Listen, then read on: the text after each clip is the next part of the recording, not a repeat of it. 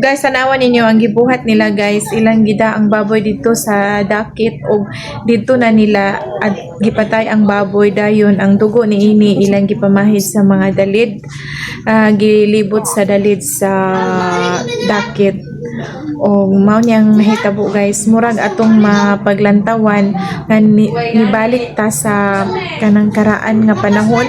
nga sa una ni nga gibuhat sa mga ninuno nato ba nga uso ang dangkoy ug naay mga kanang tambalan nga kung maayo ilahang halaran kung unsa ang ilahang gisaad maoy ilang tumanon. So ang nahitabo karon ni Kagawad Upaw ani balik ta sa karaang panahon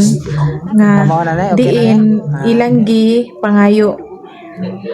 sa mga nilalang nga kung mauli si Kagawad ilang halaran og baboy ug diin gituman nila kini kay ug dili kuno ni tumanon maot